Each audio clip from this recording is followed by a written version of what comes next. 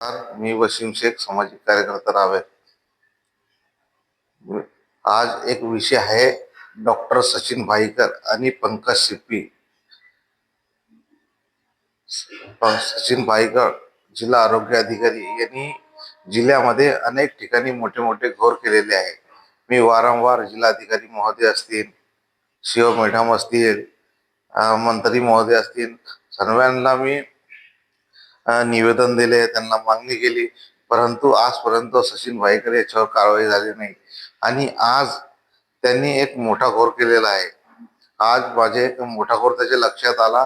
Computer घोटाळा, computer महाघोटाळा. 1 कोटी रुपयांची कम्प्युटर खरेदी आणि एक कम्प्युटर खरेदीचा घोर सचिन भाईकर यांनी आणि पंकज सिप्पी दोघींना मिळून केलेला आहे. आणि हे घोर जे मागचे शिव मॅडम होते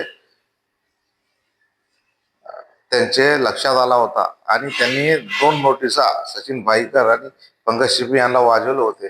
परंतु काही कारणाने ते मॅडमची बदली झाली आणि नवी मॅडम इथे जळगावला नियुक्त झाली आणि ते मॅडमला अंधाऱ्यात ठेवून त्यांनी कागदपत्रिकावर सह्या करून हे त्यांचे बिल काढून घेतले. आणि दुसरा विषय, डॉक्टरांची भरतीच्या सरकारचा आदेश आल्यानंतरही यांना पैसे घेऊन डॉक्टरांची भरती केली, कर्मचाऱ्यांची भरती केली, नर्सची भरती केली आणि ह्याच्यामध्ये भरतीमध्ये एक महाघोटाळा केलेला आहे. आणि हे घोटाळा कुठपर्यंत चालणार? सचिन भाईकर असं सांगतो की मला मी कोणालाही घाबरत नाही, माझ्यावर मोठे मोठे हात आहे.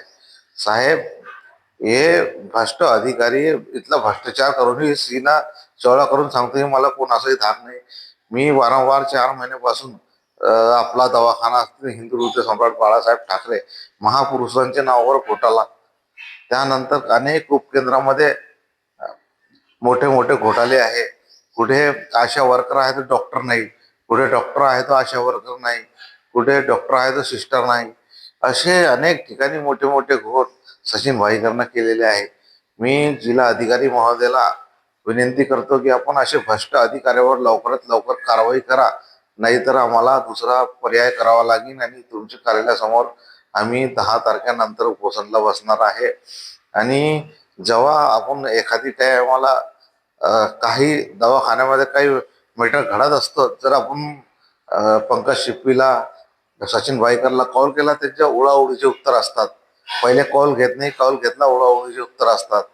आणि असे गुंडागर्दी करायचा प्रयत्न करतात. हरामाचे पैसे कमवून आणि जनतेवर गुंडागर्दी करतात.